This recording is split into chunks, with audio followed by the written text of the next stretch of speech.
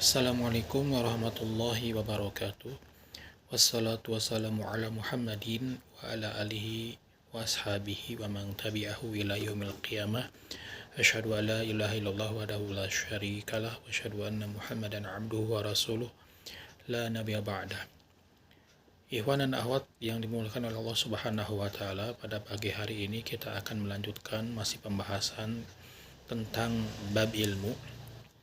Adapun materi pada hari ini kita akan menjelaskan apa yang menyebabkan seseorang menjadi lemah di dalam mencari ilmu. Apa yang menyebabkan dia lemah di dalam perkara ilmu?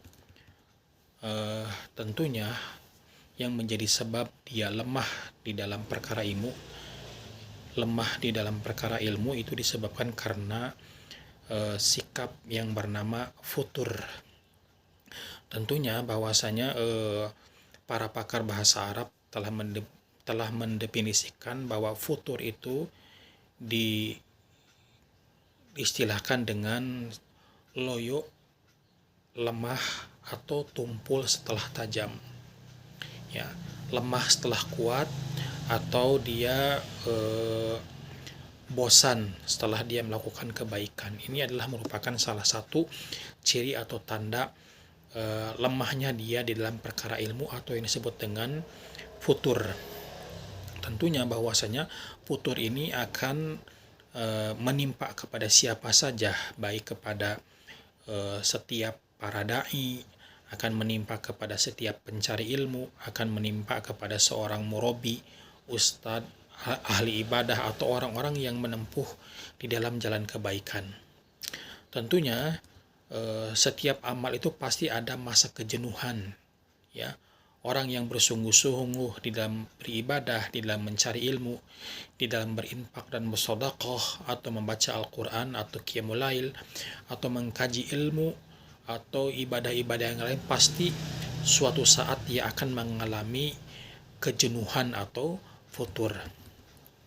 Sebagaimana Rasulullah Shallallahu Alaihi Wasallam bersabda di dalam hadis yang diriwayatkan oleh Imam Ahmad, nomor hadis 6473, Rasulullah Shallallahu Alaihi Wasallam bersabda, Inna likulli amalin sirrotan walikulli syirrotin fatrotun, paman kanat sirrotuhu ila sunnati faqad aflaha, paman kanat fatratuhu ila ghairi dzalika faqad halaka.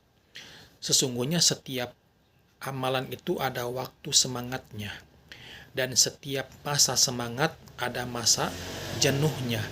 Maka barang siapa yang semangatnya cenderung kepada sunnahku, maka dia akan beruntung, dan barang siapa yang masa jenuhnya cenderung kepada selain itu, maka ia akan binasa.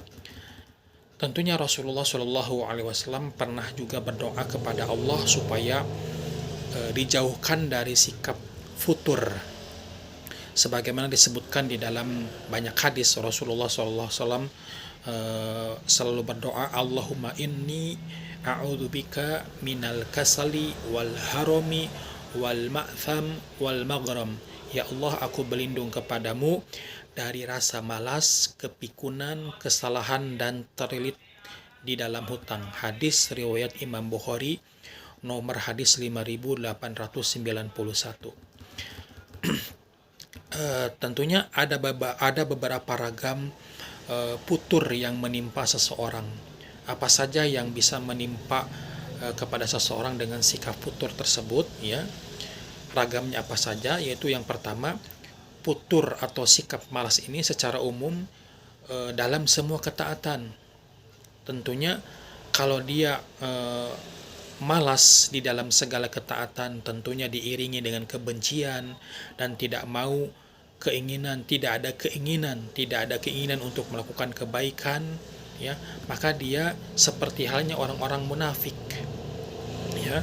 Seperti halnya orang-orang munafik itu sebagaimana di dalam Al-Quran surat An-Nisa 142, Innal munafiqina yukhadi'una allaha wa huwa khadi'uhum wa idza qamu ila sholati qamu kusala, ya. Al-ayah, sesungguhnya orang-orang munafik itu dia berusaha untuk menipu Allah, padahal mereka lah orang-orang yang tertipu. Dan jikalau mereka mendirikan sholat, mereka mendirikan sholat dalam keadaan malas. Ya, justru Rasulullah SAW telah menggambarkan bagaimana sikapnya orang-orang munafik. Ya, sebagaimana dalam hadis riwayat Imam Bukhari dan Muslim, bahwasanya sholat yang paling berat bagi orang-orang munafik adalah sholat isya dan sholat subuh. Ya, sekiranya mereka mengetahui pahala atau ganjarannya bagi orang-orang yang melakukan sholat isya dan subuh, maka mereka akan mendatanginya meskipun dengan merangkak. Yang kedua, putur di dalam sebagian ketaatan yang diiringi dengan tidak ada keinginan untuk melakukannya, namun tidak sampai kepada membencinya. Ya, tentunya ini karena disebabkan karena tergoda oleh kenikmatan dunia, syahwat, ya, atau dalam hatinya ada penyakit sebagaimana dalam firman Allah Subhanahu wa taala dalam Quran surat Al-Baqarah ayat ke-10, fi qulubihim maradun fazadahumullahu marada. Di dalam hati mereka ada penyakit. Ya, ada penyakit. Maksudnya di sini penyakit kalau kata ulama ilmu tafsir bahwasanya maradun di sini adalah ingin pamer, ingin ria, ingin sum'ah. Yang ketiga, putur secara umum yang disebabkan oleh fisik bukan hati. Ia senang melakukan ibadah kepada Allah dan bersedih tidak melakukannya. Namun ia terlena di dalam kemalasan dan putur yang dialaminya. Inilah banyak yang dialami oleh kaum muslimin yang soleh dan para pengikut syahwat dan kefasikan. Ya. Yang keempat, putur yang sesekali dialami oleh seseorang, tetapi ia tidak terlena dengan putur yang dialaminya. Tidak ada seorang pun yang terbebas dari sikap putur ini. Tentunya penyebabnya seperti lelah, sibuk, ya, sakit, dan yang lain sebagainya. Nah, tentunya apa yang menyebabkan seseorang itu menjadi futur, ya, menjadi loyo atau tidak semangat lagi atau bosan ketika melakukan ketaatan dan kepatuhan kepada Allah? Yang pertama, karena dia tidak ikhlas dalam beramal, ya, tidak ikhlas dalam beramal. Karena ibadah yang diterima oleh Allah Subhanahu wa taala jika dia melakukannya atas dasar ikhlas kepada Allah Subhanahu wa taala dan mengikuti Rasulullah Shallallahu alaihi wasallam. Oleh sebab itu, maka wajib bagi kita untuk berikhlas, menyerahkan semua ibadah hanya kepada Allah Subhanahu wa taala dengan mengikuti sunnah Nabi Muhammad sallallahu alaihi wasallam. Yang kedua, sebab apa yang menjadi sebab dia menjadi putur? Karena dia lemah ilmu syar'i, lemah di dalam ilmu syar'i yang dimilikinya. Ya. Justru kebodohan inilah merupakan penyakit yang mematikan. Ya. Seseorang yang tidak memiliki pemahaman dalam ilmu syar'i, ya, akan mudah mengalami putur. Ya, dia akan lemah, dia akan loyo, ya, dia akan bosan karena dia tidak mengetahui dalil-dalil ilmu syar'i yang mendorongnya untuk melakukan berbagai macam ibadah kepada Allah Subhanahu wa taala. Dia tidak mengetahui fadilah keutamaan beramal dan dia tidak mengetahui hal-hal yang dapat melemahkan dia di dalam beribadah. Juga yang ketiga adalah yang menyebabkan dia, apa sebab-sebab dia, sebab-sebab yang mengakibatkan bisa menjadi futur adalah lebih mencintai dunia dibanding akhirat. Ya. Di antara sebab futur yang paling besar adalah dia lebih mencintai dunia daripada akhirat. Barang siapa yang dia cenderung lebih mencintai dunia daripada akhirat, maka lambat laun kecintaan hatinya kepada akhirat akan melemah, sehingga ibadah yang dia lakukan adalah merasa dia berat baginya, bahkan membosankan baginya, sehingga muncullah sikap angan-angan. Ya. Jadi orang-orang yang hanya mengharap kenikmatan dunia, maka dia akan mendapatkan dunia saja. Adapun orang-orang yang mengharapkan ridho Allah Subhanahu wa taala, dia akan mendapatkan dunia dan akhirat sebagaimana Allah Subhanahu wa taala berfirman di dalam Al-Qur'an surat An-Nisa ayat 134, barang siapa yang menghendaki Barang siapa yang menghendaki ganjaran di dunia saja, maka ia akan merugi.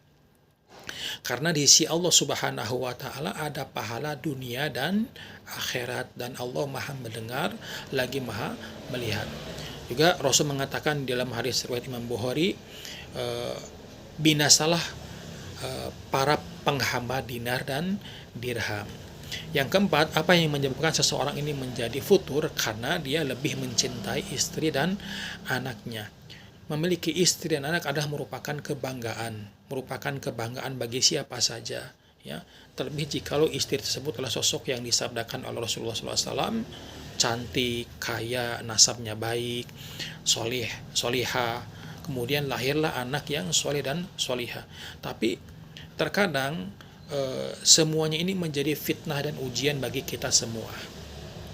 Oleh karena itu, ya, ada seorang sahabat Rasulullah SAW berkata, yang bernama Abu Darda, sesungguhnya Robmu mempunyai hak atasmu, jiwamu mempunyai hak atasmu, dan istrimu mempunyai hak atasmu.